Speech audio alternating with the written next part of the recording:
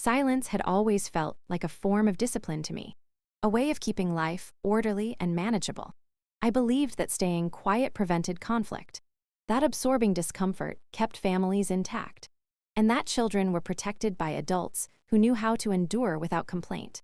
For years, I convinced myself that my ability to stay calm, rational, and restrained was not just a survival skill, but a moral one. I told myself that being a good daughter meant not questioning decisions, not exposing private matters, and not forcing anyone to confront their own behavior. But the moment my daughter's happiness became collateral in that silence, everything I believed about restraint began to collapse. Watching Lily prepare for her birthday was not dramatic or demanding. She did not ask for extravagance or attention beyond what felt natural for a child turning 10. Her excitement lived in small details, in careful lists, in questions that were more hopeful than entitled. She trusted the world in a quiet way, assuming that, if something mattered to her, it would matter to the people who loved her. That trust rested on me more than I realized. When my parents decided that her birthday should be canceled to protect other children's feelings, they were not just making a decision about a party. They were teaching her, without saying it out loud, that her joy was conditional, negotiable, and less important than maintaining adult comfort. In that moment, my silence stopped being neutral. It stopped being patience or maturity or grace. It became participation. By staying quiet, I would have been agreeing that my child's happiness was something that could be reduced to avoid inconvenience. I would have been confirming that her place in the family hierarchy was flexible, secondary, and easily sacrificed. I saw the confusion in her eyes when she asked why her birthday could not happen, and I understood that if I failed to respond with clarity, she would learn a lesson I had spent my entire life unlearning. That love often requires shrinking yourself to keep others satisfied. What struck me most was not the cruelty of the decision, but the calm certainty with which it was delivered. There was no anger, no raised voices, no obvious malice. It was framed as fairness, as balance, as the responsible thing to do. That made it more dangerous. Silence thrives in environments where harm is presented as reason. If I had argued emotionally, it would have been dismissed. If I had cried, it would have been minimized. But silence, in that moment, would have been interpreted as consent. And consent would have rewritten the meaning of motherhood for my daughter in ways I could not accept. I realized then that my long habit of absorbing discomfort had taught the people around me that I would always bend. They had grown comfortable with my compliance, confident that I would manage fallout quietly while they preserved appearances. My silence had protected them from accountability, and it had cost me more than I admitted. It had trained me to accept unequal standards, to rationalize unfairness, and to confuse endurance with virtue. But when that pattern reached my child, it crossed a boundary I could no longer ignore. Breaking silence did not require shouting or confrontation. It required action. It required choosing my daughter over tradition, clarity over harmony, and protection over approval. I did not explain myself endlessly because explanations invite negotiation. And this was not negotiable. My responsibility was not to preserve family comfort, but to model self-respect and safety for the child who watched me closely every day. Lily needed to see that her mother would stand still when it mattered, not disappear into accommodation. Silence can sometimes feel like strength, but it can also be a slow erosion of dignity. I understood that day that every time I stayed quiet in the face of unfairness, I was teaching Lily something about what she should tolerate in her own life. I did not want her to grow into a woman who believed love meant compliance or that peace required self-erasure. I wanted her to know that her voice mattered, even when it disrupted expectations. When silence became a betrayal to my child, it stopped being an option, not because I wanted conflict, but because I wanted truth. And truth, once chosen, reshapes everything that follows. The idea of fairness had always been spoken in my family as if it were a moral anchor, something unquestionable and inherently good. It was presented as balance, as equality, as the mature way to resolve discomfort. But over time, I learned that the version of fairness my family practiced was not about justice or care. It was about convenience. It was about smoothing tension for adults who did not want to sit with difficult emotions, even if that meant quietly transferring the cost to someone smaller, quieter, and easier to dismiss. That realization became painfully clear the day my daughter's happiness was weighed and found expendable. When my parents said that my daughter's birthday could not happen because her cousins might feel left out, they spoke as if they were protecting harmony. They framed it as a reasonable adjustment, a compromise meant to keep everyone comfortable. But no one asked why a child's once-a-year moment needed to be negotiated at all. No one questioned why the discomfort of other children was treated as more urgent than my daughter's joy. The logic was delivered calmly, wrapped in the language of equality. But underneath, it was a familiar pattern. Fairness, in this family, often meant asking the same people to give up more while calling it balance. My daughter did not argue or cry. She simply looked confused. That confusion carried more weight than any tantrum could have. It was the confusion of a child trying to understand why something promised could be taken away for reasons that had nothing to do with her behavior. She had done nothing wrong. She had not demanded attention. She had not caused conflict. Yet she was the one being asked to shrink. In that moment, fairness stopped being an abstract concept and became a lived experience that taught her exactly where she stood. What made it harder was how normal everyone else seemed to find it. The adults spoke with certainty, as if this was an obvious solution, as if any reasonable person would agree. That normalization is what allowed the sacrifice to happen so quietly. There were no raised voices, no dramatic ultimatums, just a steady expectation that my daughter would accept disappointment gracefully and that I would help her do so. The family relied on my history of compliance, on my reputation for being practical and understanding. They trusted that I would absorb the emotional weight and translate it into something easier for everyone else to live with. This was not the first time fairness had been unevenly applied.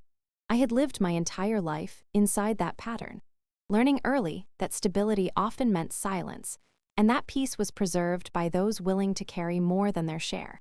I had accepted that role without resentment when it only affected me, but seeing it extended to my child exposed the cost in a way I could no longer rationalize. Fairness that consistently demands sacrifice from the same people is not fairness at all. It is redistribution of discomfort disguised as morality. The most unsettling part was realizing how easily a child's feelings were categorized as negotiable. Adults spoke about managing emotions, about teaching flexibility, about preparing children for the real world. But no one acknowledged that what was really being taught was hierarchy. Some feelings mattered more than others. Some celebrations were protected, while others were optional. And the child who was easiest to ask for understanding was the one expected to provide it. In sacrificing my daughter's birthday, the family was not avoiding harm. They were simply redirecting it. They chose the path that preserved adult comfort and social balance at the expense of a child who trusted the adults in her life to protect her moments. That choice revealed a truth I had avoided for years. Fairness had never been about equal care. It had been about maintaining an image of unity while quietly relying on certain people to endure disappointment without protest. I understood then that allowing this to happen would teach my daughter lessons I did not want her to carry. It would teach her that love requires compromise even when compromise is unfair. It would teach her that her needs are secondary to group comfort. And it would teach her that being agreeable is safer than being valued. Those lessons were too expensive to pass down. The family fairness that sacrificed one little girl was not an isolated incident. It was the clearest expression of a long-standing system. Once I saw it clearly, I could no longer pretend it was harmless. Protecting my child meant rejecting a version of fairness that demanded quiet losses and called them maturity. And that rejection changed everything, not because it was loud, but because it refused to participate in a lie that had been normalized for far too long. For years, money had moved quietly through my life like background machinery, something functional and deliberately unremarkable. I treated finances as systems, not statements. Bills were paid on time. Accounts were balanced, and responsibilities were handled without commentary. I did not use money to control, impress, or threaten. In my mind, financial stability was a form of maintenance, like keeping lights on or doors locked. That mindset is exactly why no one ever questioned how much access they had to my resources. They assumed the doors would remain open because they always had. Those doors were not thrown open through dramatic gestures or emotional promises. They were opened gradually, through small, reasonable decisions that felt logical at the time. A utility payment here, a shared card there, automatic deductions set up to reduce stress and prevent missed deadlines. Each step seemed harmless, even helpful. I told myself I was simplifying things, keeping the family running smoothly. What I did not realize was that consistency without boundaries teaches people that access is permanent. Silence around money becomes permission, and permission slowly turns into entitlement. No one ever sat me down and asked if I was willing to carry that weight indefinitely. It was assumed I was reliable, organized, and unlikely to complain. That made me useful. Over time, financial dependence stopped being temporary support and became part of the family's structure. Expenses were absorbed without acknowledgement. Decisions were made with the quiet expectation that I would cover gaps without question. And because nothing ever collapsed, the system appeared healthy, even generous. In reality, it was unbalanced, built on my restraint rather than mutual responsibility. When the moment came that forced me to look directly at that imbalance, it did not arrive with drama. It arrived with clarity. I understood that money was no longer just helping. It was enabling patterns that disrespected both my effort and my authority. The realization was not fueled by anger, but by exhaustion and precision. I saw how easily my financial support had been woven into routines that excluded my consent while depending on my silence. That was when I knew the doors had to close. Closing them was not impulsive. It was methodical. Automatic payments was stopped because they no longer served a healthy purpose.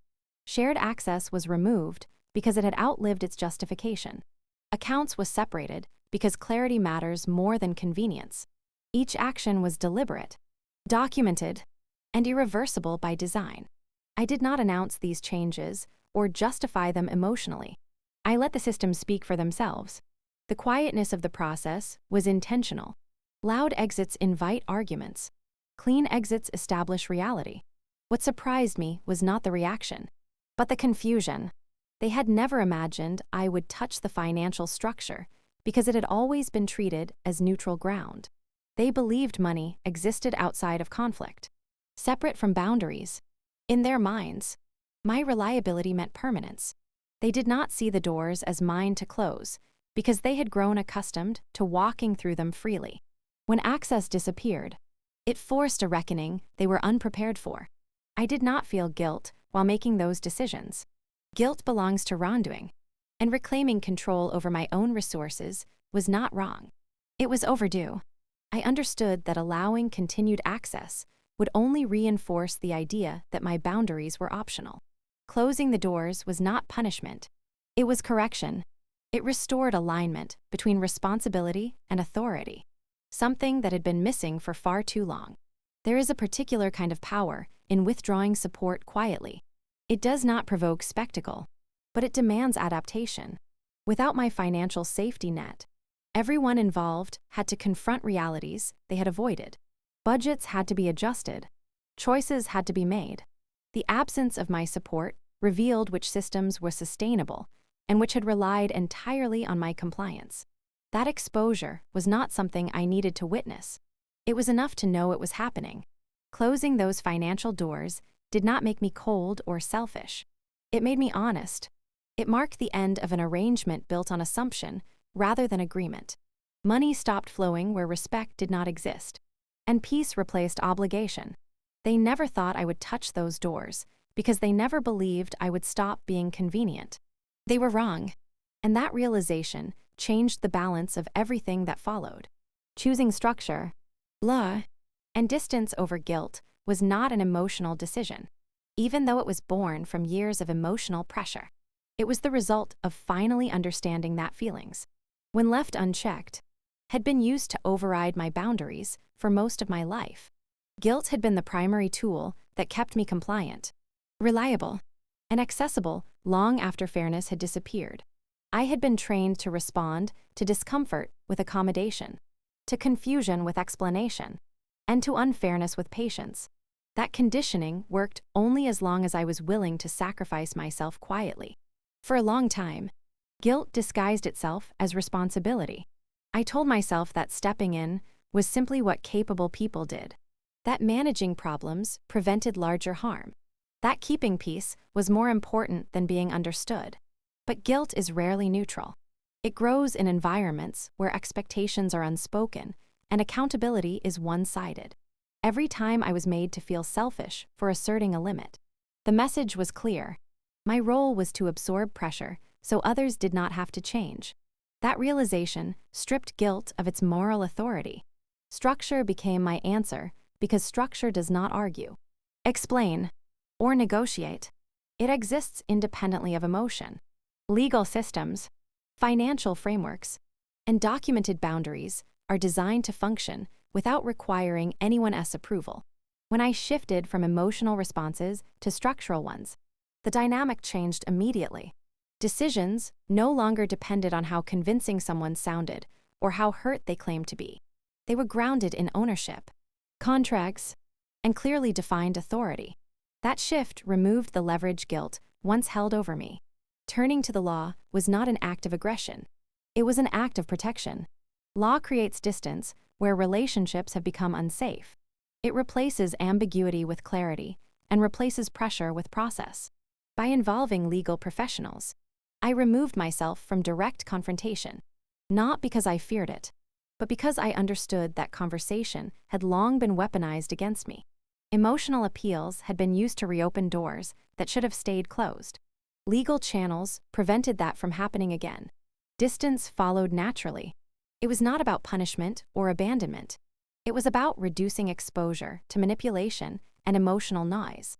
Distance allowed me to think clearly, sleep without anxiety, and function without constant vigilance. I did not need to monitor tone, interpret intentions, or brace myself for guilt-laced conversations. Physical and emotional space restored my ability to respond rather than react. That distance was not cold. It was stabilizing. What surprised me was how quickly guilt lost its power once structure was in place. Guilt thrives in chaos and uncertainty. It needs blurred lines and emotional access to survive. Once boundaries were formalized, there was nothing left to negotiate. Requests turned into legal notices. Assumptions turned into documented facts. Pressure turned into silence. The absence of constant emotional demands revealed how much energy guilt had been draining from my life. Choosing law over sentiment forced others to confront reality instead of rewriting it. It required them to adapt to limits they had never respected voluntarily. That adaptation was uncomfortable for them, but it was not my responsibility to soften it.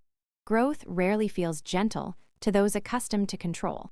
I accepted that discomfort as part of correcting a system that had relied on my silence. Distance also protected my child. It removed her from environments where confusion and emotional bargaining had already caused harm. She did not need to witness arguments or feel responsible for adult dynamics. She needed predictability, clarity, and safety. By choosing structure, I modeled a different way of handling conflict, one that did not involve endurance or self-erasure. I showed her that boundaries can exist without cruelty, and that protection does not require permission. Guilt had once convinced me that love meant access, and that family meant obligation. Structure taught me otherwise. Love without respect becomes extraction. Family without boundaries becomes control. By choosing distance, I reclaimed the right to decide who had influence over my life and under what conditions. That choice did not harden me. It grounded me. In the end, structure, law, and distance gave me something guilt never could: stability. They allowed my life to move forward without constant justification. They replaced emotional bargaining with clarity and replaced fear with order. Choosing them was not about rejecting family. It was about rejecting a system that demanded my compliance at the cost of my peace. Peace used to feel like something temporary, something borrowed from moments when no one was asking too much and nothing had gone wrong yet. It depended on cooperation, silence, and my willingness to remain flexible even when flexibility hurt. For a long time, I believed peace was earned through patience, through explaining myself carefully, and through keeping emotional doors open no matter how heavy they became. I did not realize that peace built on permission is fragile by design. It can be taken away the moment someone decides your boundaries are inconvenient. Building a life where peace no longer needs permission required me to stop waiting for understanding. I had spent years believing that if I just communicated better, absorbed more, or softened my limits, harmony would eventually follow. What actually followed was exhaustion. The turning point came when I understood that peace is not something granted by others. It is something constructed through decisions that protect your time, your energy, and your sense of safety. That construction is quiet, practical, and often misunderstood from the outside. The first change was internal. I stopped measuring my choices by how they would be received. Approval had been the invisible filter through which I evaluated every decision, even when no one explicitly asked for it. Letting go of that habit was uncomfortable because it removed a familiar reference point. But in its place came clarity. I began making choices based on sustainability rather than reaction. If a decision supported stability, predictability, and emotional health, it stayed. If it invited chaos, guilt, or constant negotiation, it went. Peace also required redefining responsibility. I learned that being responsible does not mean being endlessly available. It means knowing where your role ends. I stopped intervening in problems that were not mine to solve. I stopped translating other people's discomfort into action plans. I allowed consequences to exist without rushing to soften them. This was not indifference. It was respect for reality. By stepping back, I created space for my own life to breathe. Daily structure became the foundation of that peace. Routines replaced vigilance. Clear schedules replaced emotional anticipation. I built days that functioned whether anyone approved of them or not. Mornings followed a rhythm. Work had boundaries. Home became a place of rest instead of recovery. These patterns were not rigid, but they were consistent. And consistency brought a sense of calm that no apology ever had. Peace without permission also meant accepting that not everyone would understand my choices. Some people interpreted distance as rejection. Others framed boundaries as coldness. I resisted the urge to explain, because explanations often reopen doors meant to stay closed. I learned that misunderstanding is not an emergency. It does not require correction. Living well became the only response I needed. The most meaningful change showed itself in my child. She moved through her days with less tension, less confusion, and more confidence. She did not have to navigate adult emotions or adjust herself to unpredictable dynamics. She learned through observation that stability is normal, not something you earn by being agreeable. That lesson mattered more than any speech I could have given her. Peace in our home was not dramatic. It was steady, and that steadiness shaped her far more deeply than chaos ever could. Building this life did not make me detached or hardened. It made me present. Without constant emotional noise, I could engage more fully with my work, my home, and the people who respected my limits. I laughed more easily. I slept better. I no longer felt the low-level anxiety that came from waiting for the next disruption. Peace became a background condition rather than a rare achievement. In the end, a life where peace no longer needs permission is not built through confrontation or victory. It is built through alignment. Your actions match your values. Your boundaries match your capacity. Your environment supports your well-being instead of challenging it. I did not create peace by asking for it. I created it by choosing myself consistently and without apology. And once peace stands on its own, it does not need to be defended. It simply exists.